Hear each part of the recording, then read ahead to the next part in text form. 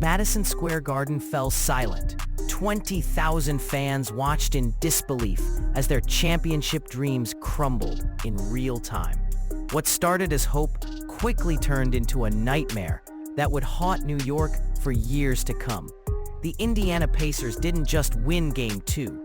They exposed every fatal flaw in the Knicks system, leaving fans questioning everything they thought they knew about their team.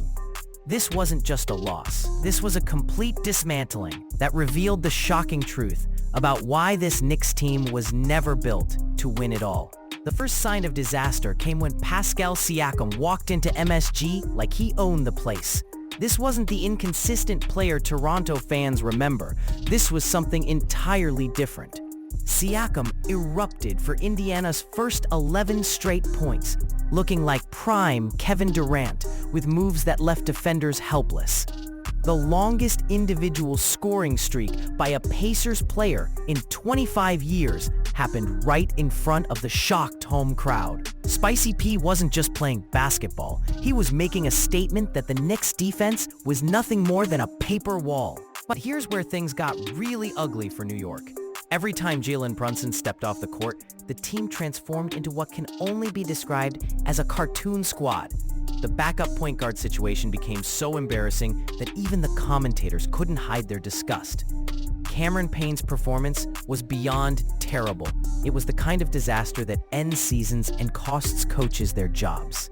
While TJ McConnell was single-handedly outplaying both Payne and Miles McBride combined, posting 10 points and 4 assists in just 14 minutes, New York's bench looked like they'd never played organized basketball before.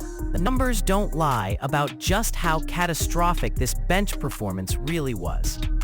In less than 3 minutes during the fourth quarter, with both team stars resting, the Pacers outscored the Knicks 13-4. 13-4. That's not basketball. That's a complete system failure. McConnell was running circles around grown men who get paid millions to play this game.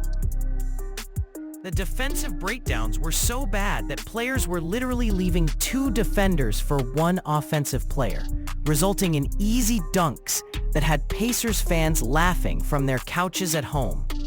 What made this collapse even more painful was watching Karl Anthony Towns sit helplessly on the bench during crucial moments. Here's a former All-Star, a player they traded significant assets to acquire, watching his team fall apart because the coaching staff couldn't figure out how to use him effectively. Meanwhile, Miles Turner was having a monster fourth quarter, scoring 13 of his 16 points in the final period alone. The contrast was stunning.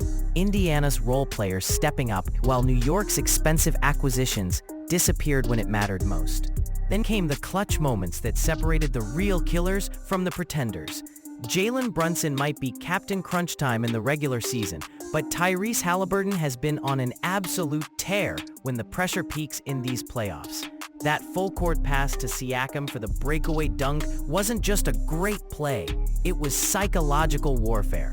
Halliburton was showing Madison Square Garden that he could make plays their point guard could only dream of. The three-pointer he buried while being defended by Brunson was the dagger that left Knicks fans wondering if their supposed superstar was really built for these moments. The historical context makes this loss even more devastating than most fans realize. The Pacers have never lost a best-of-7 series after taking a 2-0 lead. Never. On the flip side, the Knicks have never won a series after dropping the first 2 games. The statistics are brutal. 93% of teams that go up 2-0 end up winning the series. What we witnessed wasn't just a Game 2 loss. It was the moment when mathematical reality started crushing New York's championship aspirations. Indiana's incredible 6-1 road record in these playoffs compared to New York's disappointing 3-5 at home tells the real story about which team was built for playoff success. This game exposed the fundamental truth that Knicks fans didn't want to face. Their team was never really a championship contender. The Pascal Siakam explosion, the bench disasters, the coaching failures, and the clutch time collapses weren't isolated incidents. They were symptoms of a deeper problem that no amount of regular season wins could hide. Indiana didn't just beat New York. They revealed that the Emperor had no clothes. The Pacers' system worked like a well-oiled machine, regardless of which players were on the court, while the Knicks fell apart the moment their primary stars needed a breather. That's the difference between a team built to win and a team built to look good in the regular season. The shocking truth is that this series was over before most fans even realized the Knicks were in serious trouble.